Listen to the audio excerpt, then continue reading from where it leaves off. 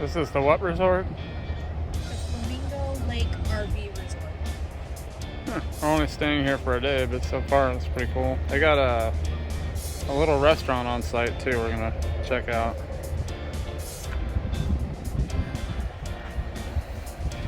Little fire pit, some chairs, rocking chairs. So far it looks kind of cool.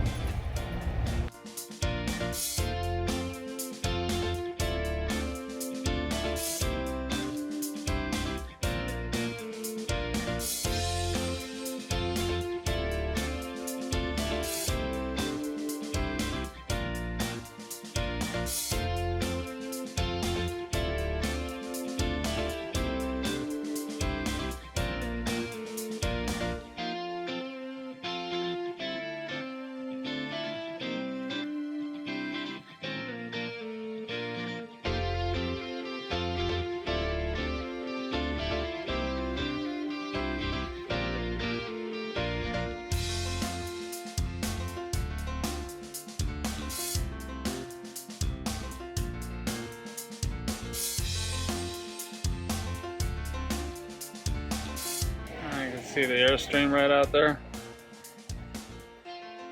Short walk. Over here to the cafe. And they serve beer too on draft. Got a little beach front there. Call it a family fun zone. This is the other side of the cafe. Do be aware there's a bunch of speed bumps, so might take you a while to drive around here.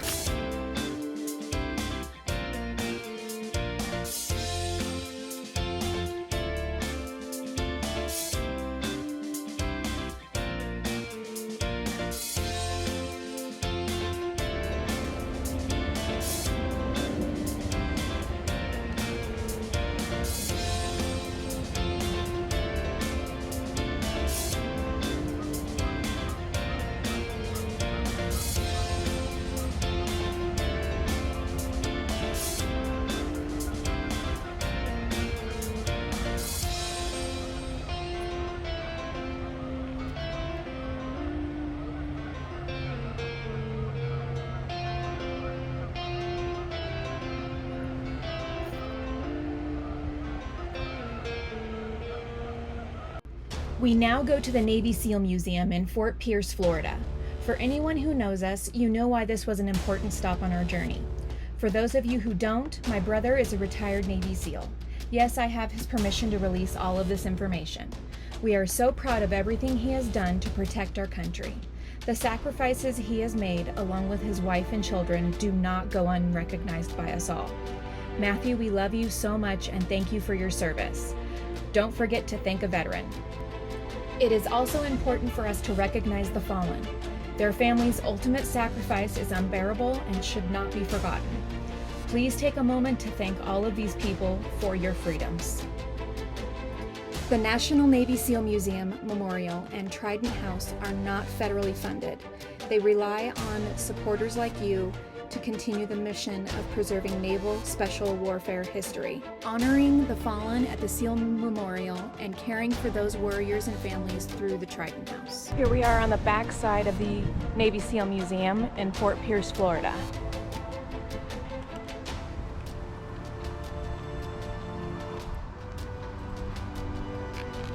Seems like on weekends a lot of this parking is taken up by beach people, so be prepared for that if you have a trailer.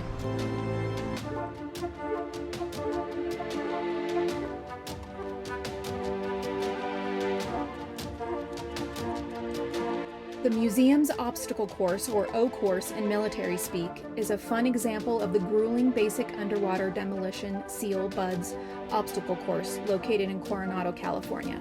The BUDS O course is one of many timed drills a trainee must complete on a weekly basis. Other exercises include weekly 4-mile timed runs and 2-mile timed open ocean swims.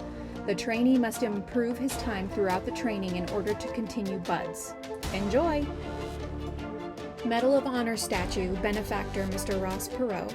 Although the statue reconstructs the actions of Medal of Honor recipient Michael Thornton carrying the wounded Medal of Honor recipient Tom Norris off the battlefield, the statue encompasses the ultimate importance of a swim buddy, and these words are indelibly carved on the base of the statue.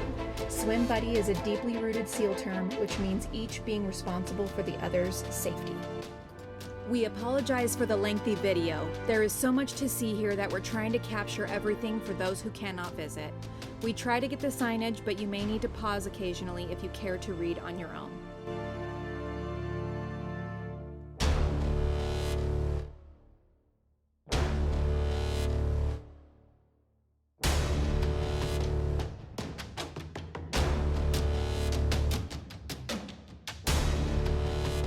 The gentleman who checked us in also directed us to the library, where they have all the class pictures up to 253.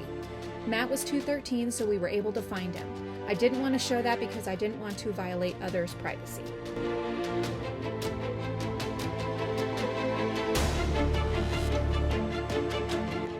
We now head out of the lounge to receive orientation.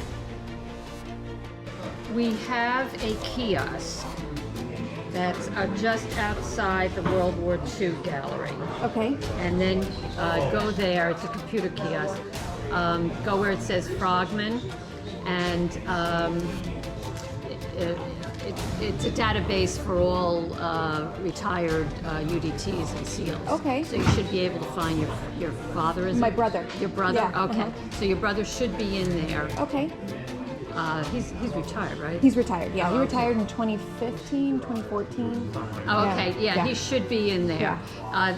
There might be a possibility that he won't, and that would be because some of his teammates may still be active. So they would, for security Could be, reasons. but yeah. Mm-hmm. Yeah. For security, some Sure. guys are in 20, 30 years. Yeah, sure. You know, Yeah. so he may not be in there. Yeah. Okay, and you can take a photo of that. It'll give his. They've already been there. Yeah. Oh, okay. Yeah, so he'll be in the kiosk too, but he'll give more info about Yeah. Okay. teams and that sort of Yeah. What the date of the date of graduation. and Yeah, everything like okay. that. Okay. So the museum is set up so it's a history lesson in reverse. Okay. So you're going to go down this hallway, and at the end you can see there's a film about 9/11. That is when the SEALs went from a reactionary force to a proactive intelligence gathering. And that's going to be over here. Okay. And you're going to make a right. You're in the modern day gallery. Okay. Take your time. There's a lot to see and do there. Look up on the ceiling. There's stuff on the ceiling. Yep. And then there would be a plaque on the wall. Very good. Okay, in the corner is the Osama bin Laden raid, and in this corner is the Captain Phillips boat. Okay. When you're through with that, there's a short corridor, you come to Cold War. There's a short film on Korea and a longer film on Vietnam. I'm in the dark here. Yeah. And then there's a corridor with bathrooms. You come to the World There War you II go. gallery. Oh my goodness! I could give you a job. So halfway in, there's a plaque on the wall on the right-hand side, and that's why this museum is located in Fort Pierce. Make sure you read that. Okay. Then you come out, and to the right there's boats from Vietnam and Middle Eastern wars. To the left is the memorial wall and artifacts from World War II. You come back to the entrance right here. There's the gift shop and the movie theater. Let me get that one. Thank you. That one. Everything is real. There's no replicas, and you can take as many photos as you wish. Thank you so much.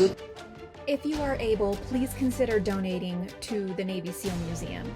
They have the Trident House Charities programs, and the main objective of the Navy SEAL Museum is to promote public education by providing the opportunity to explore the history of the Navy SEALs through interactive exhibits while honoring the fallen at the SEAL Memorial and caring for those warriors' families through the Trident House Charities program.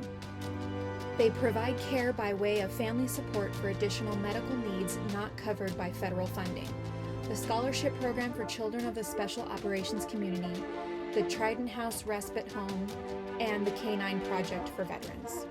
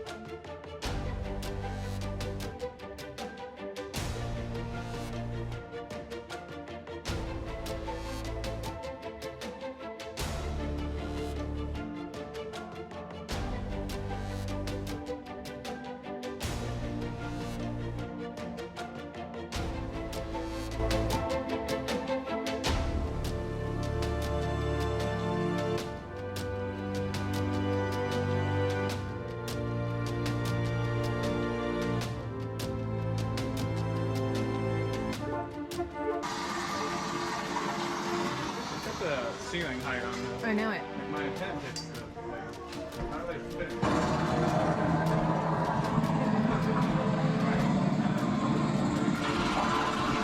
Imagine getting in They here. stay hunched over.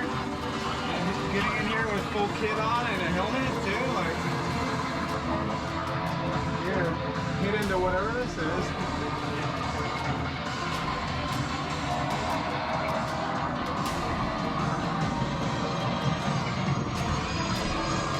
This Black Hawk was used during the rescue of Jessica Buchanan and Paul Hagen Thisted on January 25, 2012. Navy SEALs conducted a high-altitude, high-opening parachute insertion 12 miles north of the Somali town of Adao, which resulted in the deaths of 9 Somali pirates and rescue of the hostages. Museum Executive Director BMCM SEAL Rick Kaiser flew in this helicopter during combat missions in Mogadishu, Somalia in 1993. Black Hawk Down. The rescue of Captain Phillips. Wednesday, April 8, 2009. 4 Somali pirates hijacked the U.S.-flagged cargo ship, Maersk, Alabama. The ship's captain, Richard Phillips, prevents the initial takeover by ordering his crew to lock themselves in a secure room while surrendering himself to the pirates. The pirates then flee using the lifeboat on display here, with Captain Phillips as their hostage. Thursday, April 9, 2009. The U.S. Navy destroyer USS Bainbridge and amphibious assault ship USS Boxer arrive on scene and establish a control net around the area to isolate the lifeboat and prevent the pirates from receiving support. Friday, April 10, 2009. The Navy SEALs parachute in. Saturday, April 11, 2009. One of the pirates, injured in the initial siege, surrenders and is taken aboard the USS Bainbridge to seek medical attention and is immediately arrested. Easter Sunday, April 12, 2009. 4 days into the conflict, 3 SEAL snipers poised on the fantail of the USS Bainbridge acquire their targets and fire simultaneously, killing all 3 pirates, holding Captain Phillips hostage. The U.S. Navy SEALs' extraordinary actions delivered Phillips unharmed, thus ending the international hostage drama.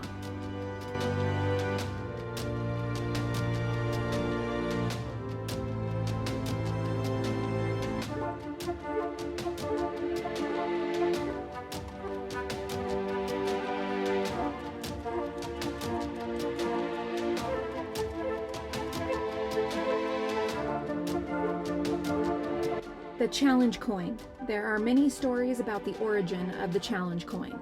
In World War I, a lieutenant presented medallions to his flying squadron. During a mission, one of his men was shot down and landed behind Germany-held enemy lines in France.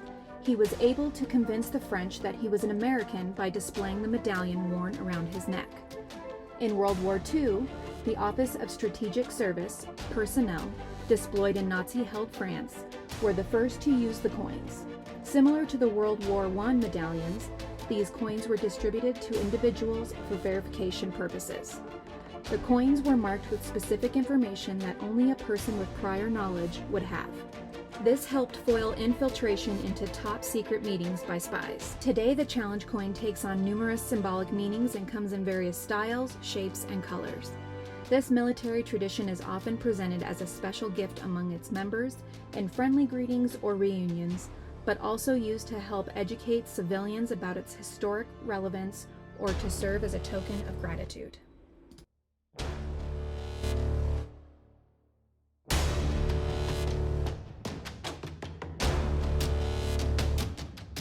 Today, from the Big A, we honor those who served so admirably defending our nation's freedom.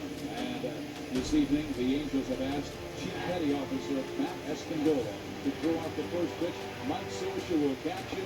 He's been a Navy SEAL for 13 years, fought for our nation in Iraq and Afghanistan. There's Mike for a handshake. And a job well done for Matt Escondola.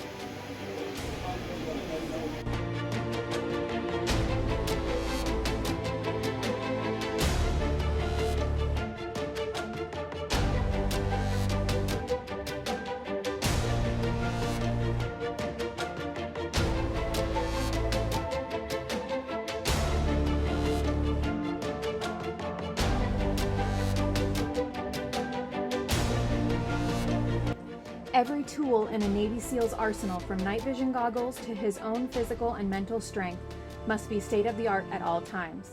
As a result, the science of being a Navy SEAL is always evolving and improving. Communications technology, nutrition, mission planning, and more are subject to the constant testing and evaluation, all with an eye toward improving performance and mission success. With so much at stake in every SEAL mission, making sure every element is the most advanced available is an absolute must. Here's a look at how SEALs use science to maximize their chance of succeeding and saving lives.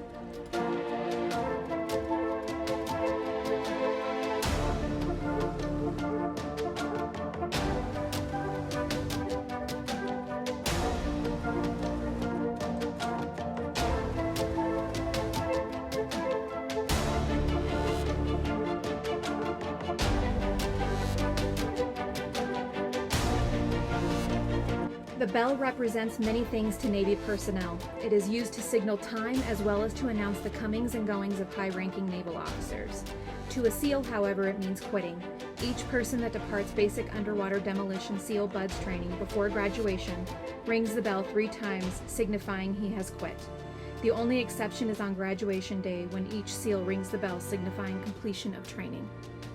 Ty Woods and Glenn Doherty gave their lives protecting others during an Islamic militants' attack on the U.S. Embassy compound in Benghazi, Libya, on September 11, 2012. Ty Woods, retired Navy SEAL working as a contractor for the CIA in Benghazi, responded to the initial attack on the embassy. Former Navy SEAL Glenn Doherty, working as a CIA contractor positioned in Tripoli, flew to Benghazi upon hearing of the attack to provide support to U.S. Ambassador Chris Stevens and to his fellow SEAL. Against overwhelming odds, they made the ultimate sacrifice on a rooftop while covering each other's backs. Their heroic act fulfilled the Navy SEAL tradition of unwavering courage, resolute loyalty, and commitment to brotherhood while honoring their pledge to the creed, "No man left behind."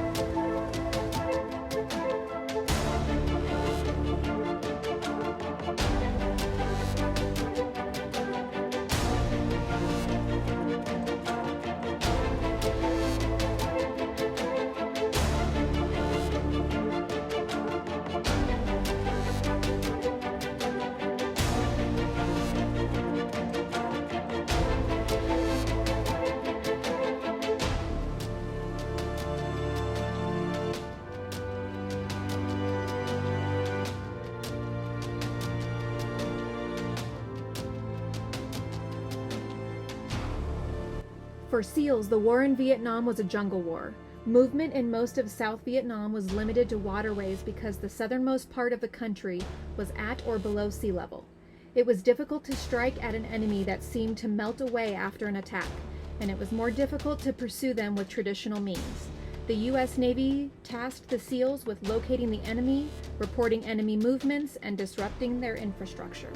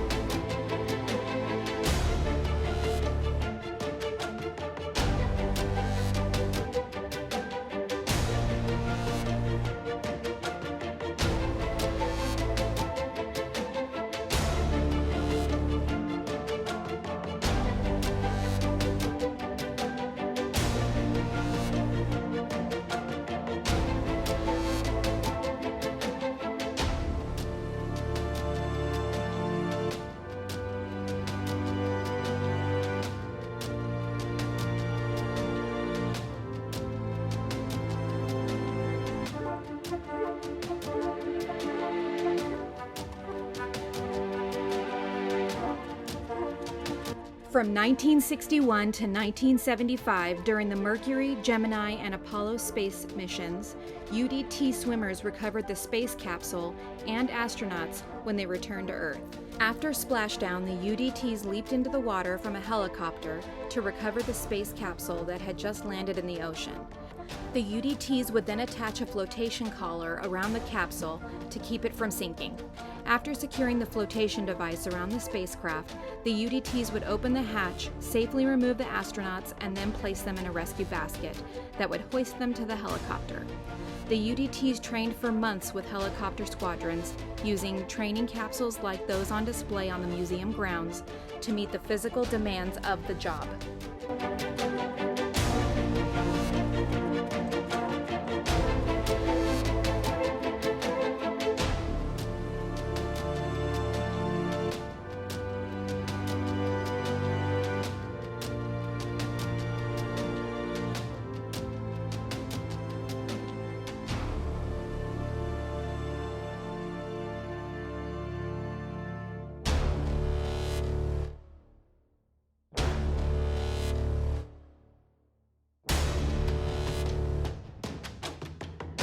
SEAL ethos. Brave men have fought and died building the proud tradition and feared reputation that I am bound to uphold. In the worst of conditions, the legacy of my teammates steadies my resolve and silently guides my every deed. I will not fail.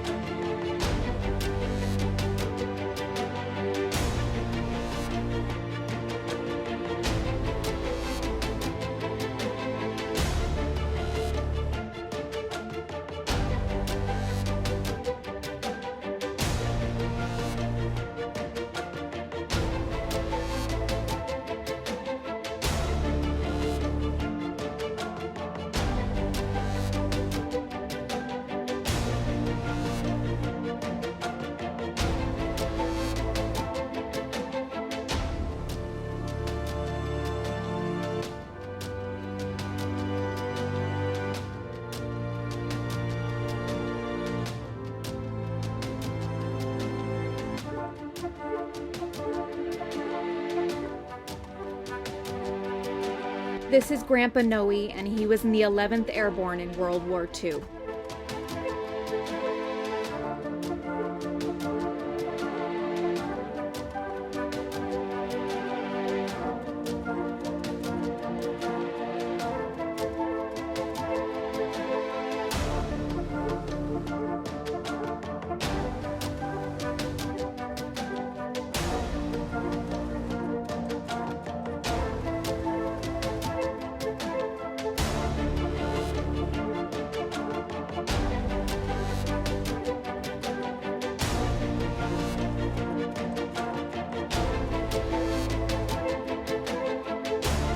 We were looking up some of my brother's records and found another Espindola.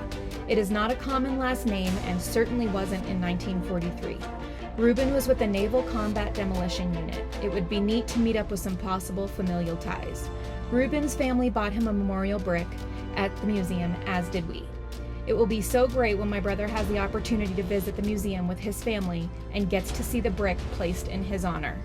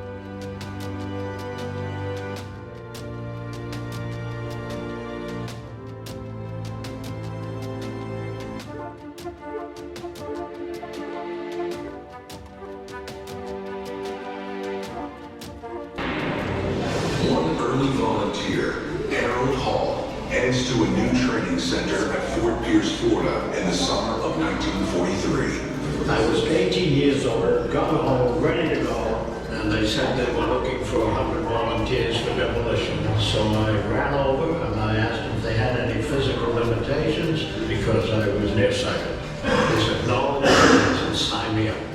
Today you have to volunteer and you have to pass tests and you have to do this and that. The other thing back then it was just like you volunteer and you're going to do it until you quit. D-Day. Among the very first invaders, ahead of the largest amphibious assault in history, are demolition teams who paddle ashore in the early morning hours to clear the beaches of Nazi mines.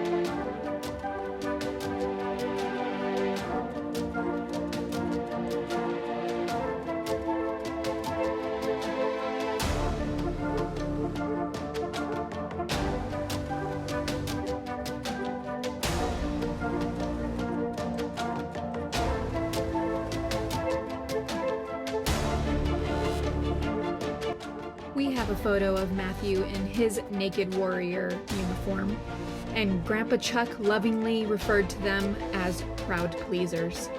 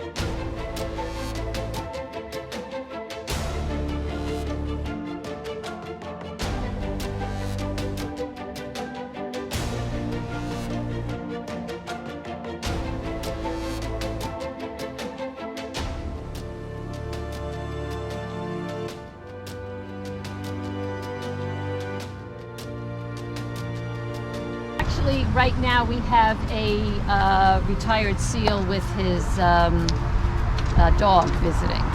So That's amazing. yeah. All right. Thank you so much for all that information. That was excellent. Yeah. So that's our memorial wall. We've submitted that to Congress for National Memorial Garden designation. All of the flowers, each flower represents a different country where the SEALs have had missions. And you can see some air tanks. They are filled with sand from different beaches where the SEALs and UDTs have had missions. Love So, that. Yeah.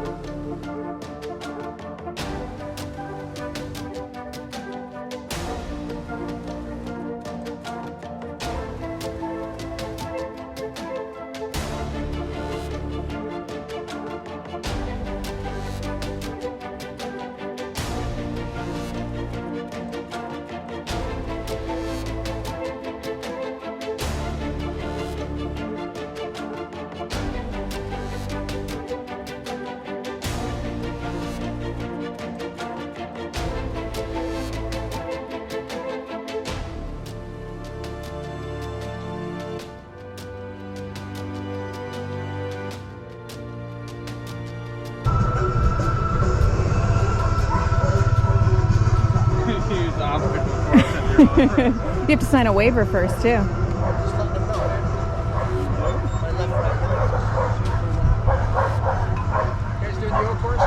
Oh yeah, totally. Don't we look like it? My brother is actually a retired Navy SEAL, so I got to see him do this in person. Matthew Espindola. Espindola. He was Team 5 and Team 1. Okay, so he's a really new guy then. Oh yeah. No, class 213. Huh? He's class 213. Hey, I'm gonna 32. Thank you for your service.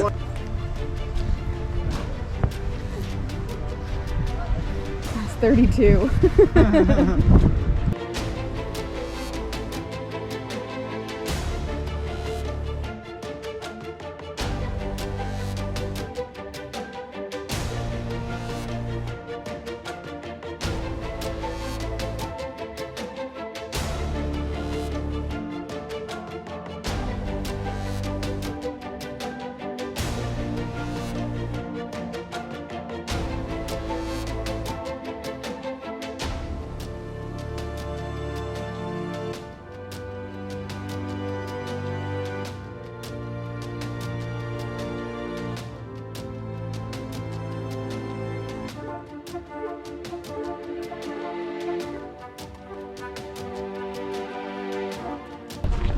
Definitely gotta come out here and pump the cars back up on us.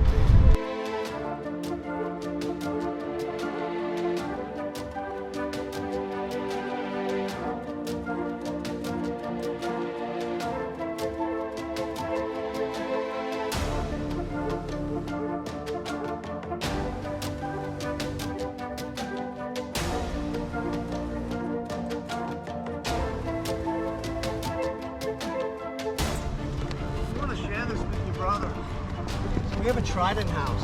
Oh, okay. Respite house. Okay. For Gold Star families of team guys and special operations. It's right down the block on the water. Okay. So all he has to do is call the museum, book it. He could stay. For the Amazing. week. It's all paid for by the Trident House charities. We have a canine program where we donate working service dogs to our veterans of special operations. Okay. If you want to share this with him, please. Absolutely. Is he still Thank active? you. No, he retired in Okay. 2016. Awesome. Yeah, we're Awesome. about to go buy him a brick, and I just called him to see what he wanted on the brick. Let him know. You can go on our website. We have the Trident House charities, and it's family support, college scholarship, Trident House, and canine program. We're here Amazing. to serve him. So Thank I'm you sorry to so be much. short. No, I appreciate that. I understand. Thank you so much.